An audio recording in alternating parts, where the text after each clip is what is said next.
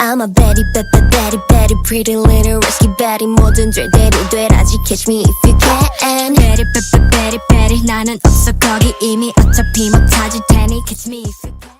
What is up, you guys, and welcome back to the pod. Before we get into today's absolute chaotic topic, I need you to do me a favor, okay? A massive favor. If you are driving, keep your hands on the wheel, please. But if you are scrolling on TikTok or Instagram right now, stop.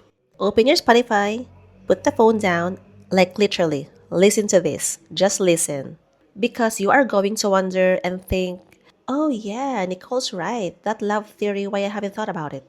I mean, today, we are talking about something that completely rewired my brain last night. You know, I was doom scrolling at 2 a.m.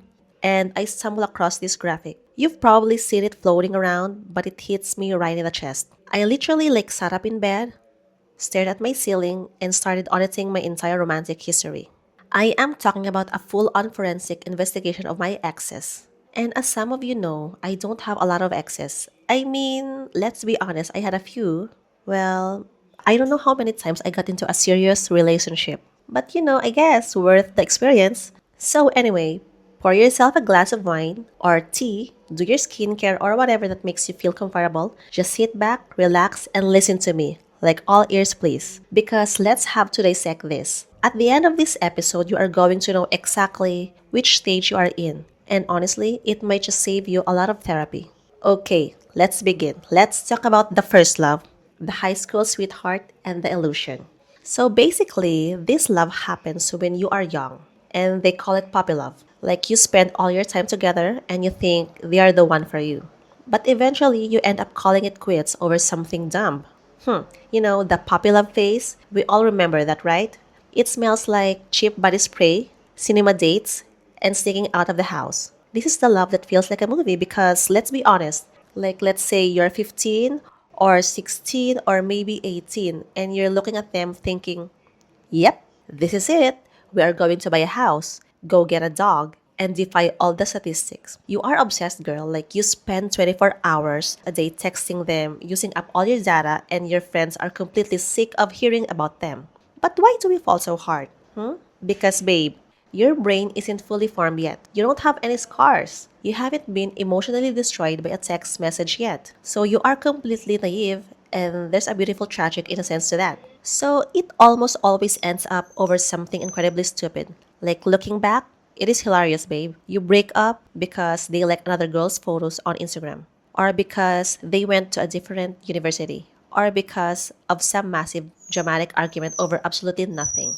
So at that time, it really feels like an actual end of the world. You are crying on your bedroom floor listening to a sad music, thinking you will never recover again. Because years later, you look back and you just smile. It is a sweet memory. It's characterized by nostalgia. It wasn't deep, sustainable love. It was the idea of love, so basically, it's the starter pack. So let's talk about the second love, the absolute train wreck. Now buckle up, ladies, because we need to talk about the second love. If the first love is more like a Disney movie, then the second love is a psychological thriller. This is the hardest love. You end up getting hurt, right? This is the love that makes us stronger. You learn the most about yourself in this one. It teaches you lesson about pain, betrayal, abuse, and hurt. It makes us grow. The second love is the hardest love. Let's just take a collective deep breath because I know exactly who just popped into your head when I read that. The second love is the wrecking ball. This is the relationship that completely alters your chemical makeup. It is usually toxic, let's be real. It is a roller coaster of extreme highs and devastating lows.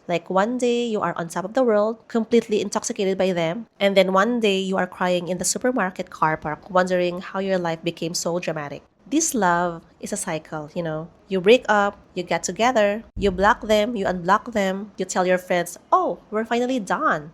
I hate him, I don't like him anymore, I don't love him. And then the next 3 days, you're sneaking out to see them again. Because the chemistry is just that addictive.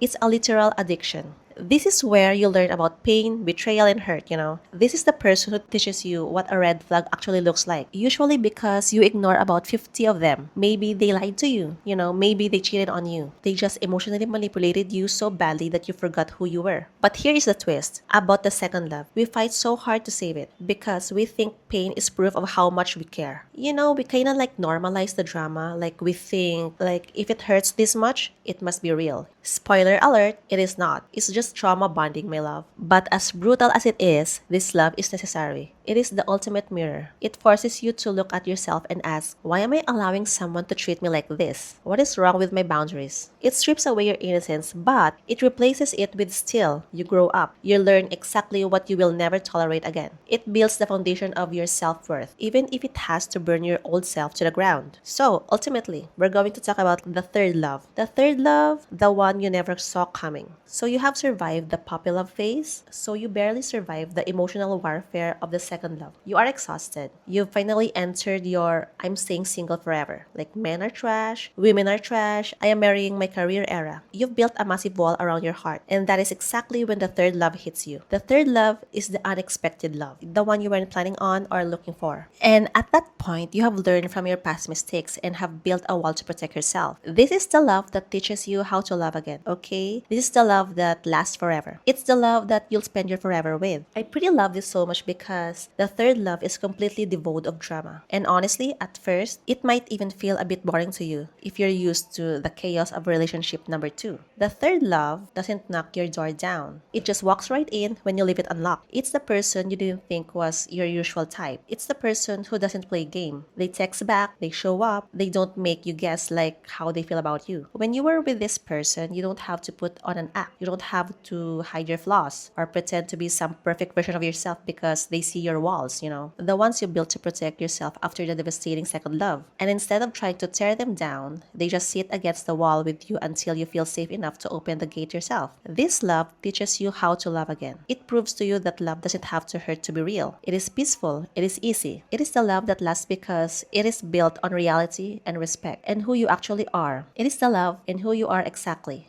not who you are pretending to be. So the reality check is, I want you to look at your own life right now, like which love are you sitting in? Are you still mourning that first innocent love, trying to find that exact same high in everyone you meet? Girl, let it go. That was a moment in time. You cannot recreate it. Or are you currently trapped in the quicksand of that second love? Are you still checking their location? Are you still crying over that mixed signal and trying to fix someone who is actively breaking you? Well, if you are, then hear me when I say this. You don't have to stay in the lesson forever. You've learned the lesson. You know what pain feels like. It is okay to pack your bags and leave so you can make room for what's next. And if you're feeling hopeless, like as if you're never going to find your person, just remember that third love is coming. It is the one you aren't planning on, and it is the one you cannot look for. It will find you when you are fully healed and ready. So baby girl, drop a comment, tell me your thoughts. Have you had all threes? Are you still stuck on that number 2? I want to know everything, like everything. So until next week, look after yourselves, set boundaries, and stop texting your ex. Bye! Catch me if you can.